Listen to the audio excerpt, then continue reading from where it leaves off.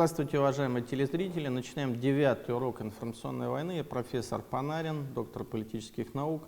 И мы сегодня рассмотрим тематику комментариев в ходе информационной войны. Для того, чтобы понять саму технологию работы с комментарием, следует вспомнить о таком выдающемся теоретике теории пропаганды и коммуникации, как профессор Гарольд Лассуэлл. Это представитель из Соединенных Штатов Америки.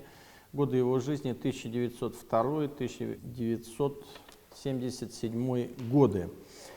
Я напомню, что в очень молодом возрасте, в 25 лет, в 1927 году написал тоже замечательную книгу, которая была посвящена анализу техники пропаганды в Первой мировой войне. Именно Гарольд Лассуэлл создал так называемую пятиступенчатую модель коммуникационного акта, которая, с моей точки зрения, является основой ведения информационной войны.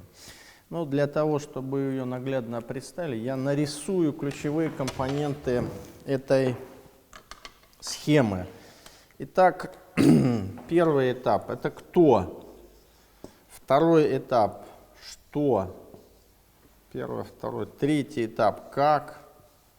Четвертый этап – кому? Пятый этап – с каким эффектом?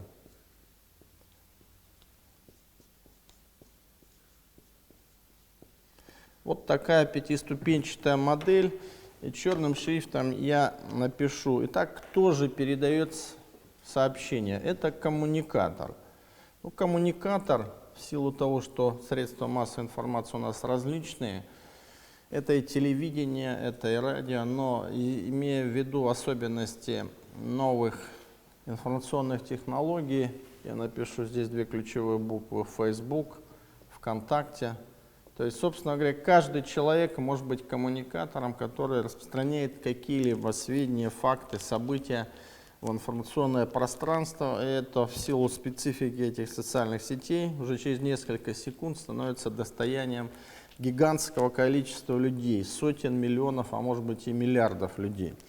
Далее что передается? Это какое-то информационное сообщение. То есть коммуникатор передает информационное сообщение. Это может быть событие не политическое, погода, какие-то эмоции, впечатления. Может быть событие политическое, выборы, конфликты и так далее. Третий – это как осуществляется канал передачи этого информационного сообщения. Вот здесь, собственно говоря, мы можем рассмотреть, что это может быть канал средства массовой коммуникации, это может быть телефон, с точки зрения обычный стационарный телефон или мобильная связь. Ну и, конечно, вот те социальные сети, о которых я уже... Вот здесь можно написать следующую цифру. Я напомню, что 87% студентов Российской Федерации используют социальные сети как средство социального своего общения. Но это очень большая цифра, то есть практически абсолютное большинство, как канал межличностного общения. Ну и, конечно, это канал межличностного общения, передачи информации. Вот нарисую двух человек, они между собой вот обмениваются какими-то сообщениями. Теперь дальше кому направлена, какая аудитория? Вот аудитория у нас может быть от одного человека, это коллега по работе, друг, член семьи, и может быть до, допустим, 1,2 миллиарда. Это число пользователей YouTube. То есть если кто-то подготовил ролик, его выпустил, то этой аудитории может быть как раз гигантское количество людей. Таким образом, специфика уже современных массовых коммуникаций, что один человек может быть тем, кто может распространять свою информацию миллиардам людей. Ну и далее вот с каким эффектом, то есть эффективность вот этого всего процесса, что принципиально важно отметить, что должна быть система определенной обратной связи. Для этого существуют, где-то здесь нарисую, может быть, социологические центры ключевые, которые проводят определенные социологические исследования. Но в России это, наверное, 3 ключевых. Это фонд общественное мнение, это ВЦИОМ, Всероссийский центр изучения общественного мнения. Ну и есть еще такой ЦИРКОН, который проводит в рамках большого евразийского проекта «Евразийский монитор» опросы населения во всех государствах СНГ на предмет как раз различных общих гуманитарных, экономических и других проблем. И таким образом социологи задают какие-то вопросы, которые позволяют каким-то образом идентифицировать эффективность воздействия. Но не только социологи. Если мы посмотрим вот эффективность, допустим, России и Китая, то она окажется различной. Вот здесь нарисуем такую сеть социальную, как Facebook, которая имеет сегодня более 1 миллиона пользователей. В 2011 году было 2 любопытных факта, которые происходили на территории Китайской Народной Республики в Пекине и в декабре 2011 года в Москве. В декабре 2011 года 80% людей вышли на Болотную площадь, где-то их было там от 30 до 50 тысяч человек по призыву Фейсбука. То есть это как раз определенные коммуникаторы, это был не один человек, они призывали прийти на митинги оппозиции, которых называли болотная оппозиция, и высказать свое мнение. Вот 80%. В Китае примерно в этот же период времени проводилась аналогичная операция, но на митинг пришло 150 человек. Из них около 30 сотрудников посольства США во главе с самим послом, около 70 журналистов и, собственно, 50 китайских диссидентов. То есть, если мы сравним цифры, то есть получается 50 человек, и здесь речь идет о десятках тысяч. Поэтому инструмент, канал для распространения информации был один и тот же – Facebook. Следовательно, мы можем сделать с точки зрения информационной войны вывод такой, что в Китае существует достаточно эффективная система воздействия на внешние информационные угрозы государственного строя с использованием социальных сетей. Но это действительно так. Я несколько раз был в Китае, и принципиальное отличие Китая, я, наверное, уже сотру, Китая от России заключается в том, что мы уже приводили примеры в предыдущих уроках о том, что капитан вооруженных сил США с базы в Бахрейне представляется дочерью украинского офицера из Крыма и пишет дезинформацию, или в Лондоне пишут небылицы о Сирии, то в Китае это невозможно. Каждый пользователь в Китайской Народной Республике имеет право работать в социальных сетях только по паспортным данным. То есть введение информационной работы, коммуникационной работы в социальных сетях под ложными чужими именами в Китае запрещено. И это резко отличает нас от России. Но между Китаем и Россией находится такая страна, как Беларусь. Она частично, кстати, которая уже вошла в Евразийский союз, Беларусь частично китайский опыт использует. Если вы в Минске зайдете в одно из мест общего пользования интернетом, там интернет-кафе или так далее, то вас попросят предъявить документ, удостоверяющий вашу личность. И доступ к компьютеру будет предоставлен только после того, как вы предоставите свои документы, чтобы потом по IP-адресу можно было определить, кто пользовался этим средством. Поэтому Россия в данном случае опаздывает и от Беларуси, и от Китая, и, наверное, предстоит большая работа по нормативно-правовому регулированию этой сферы. Затем я следующую схему уже бы нарисовал, уже свою. На основе концепции Гарольда Лассуэлла я уже создал саму новую иерархию этих комментариев. Итак, в этой схеме, в данном случае это диктор телевидения, но может быть это коммуникатор в сети допустим, социальный Facebook или ведущий радио, который передает определенное информационное сообщение. Это сообщение может быть любым, но здесь принципиально важно, что это моя собственная разработка, что комментарий к этому сообщению может быть различным от К1 до К5. И так, этот комментарий может быть или очень положительным, или очень отрицательным. И вот проблема комментария — это как раз и проблема, собственно, содержания информационной войны. В чем она заключается?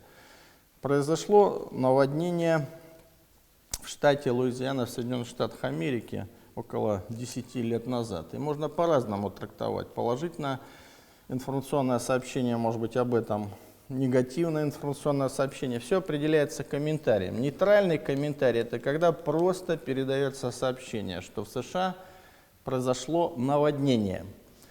Позитивный комментарий, что силы по спасению Соединенных Штатов Америки действуют очень эффективно, преодолевая трудности. А негативный комментарий принципиально другой, что силы государства очень слабо действуют, народ как бы страдает от этого наводнения, и все государственные структуры крайне неэффективны. И вот проблема комментария, она является, собственно говоря, ключевой. Какой комментарий дашь к определенному информационному сообщению, то это сообщение приобретает определенную эмоциональную составляющую и воздействует. Это СГ, это социальная группа, а у нас социальные группы бывают малые группы, средние и большие социальные группы. Ну, большие социальные группы — это уже этнические группы или население государств.